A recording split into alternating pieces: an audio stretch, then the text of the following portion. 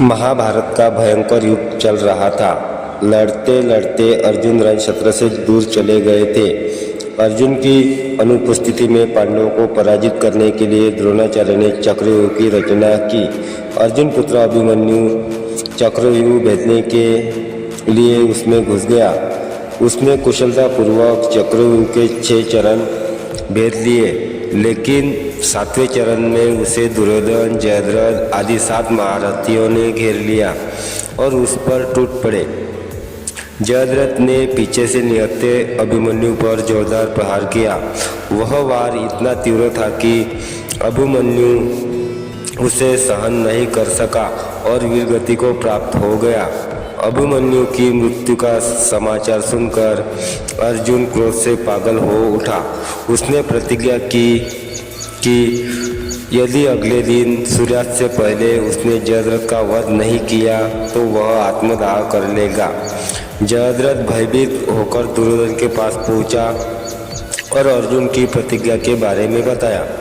दुर्योधन उसका भय दूर करते हुए बोला, चिंता मत करो मित्र, मैं और सारी कौरव सेना तुम्हारी रक्षा करेंगे।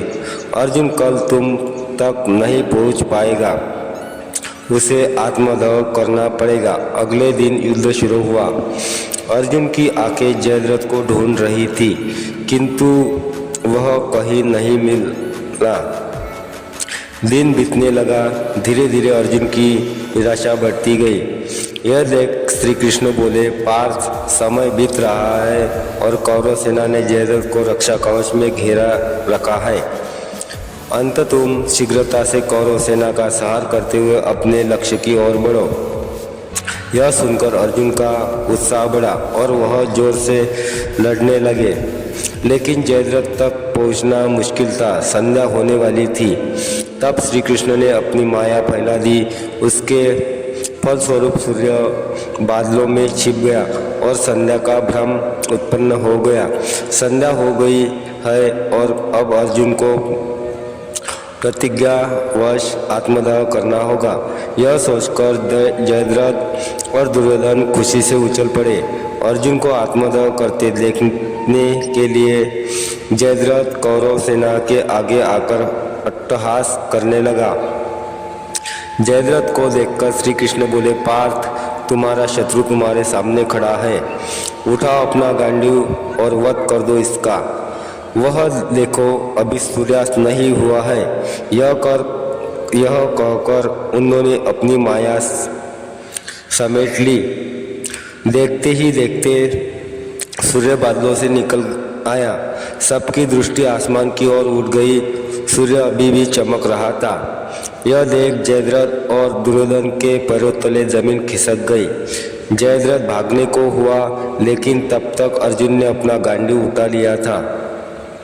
तभी श्री कृष्ण चेतावनी देते हुए बोले, हे अर्जुन, जयद्रथ के पिता ने उसे वरदान दिया था कि जो उसका मस्तक जमीन पर गिराएगा उसका मस्तक भी 100 टुकड़ों में विभक्त हो जाएगा।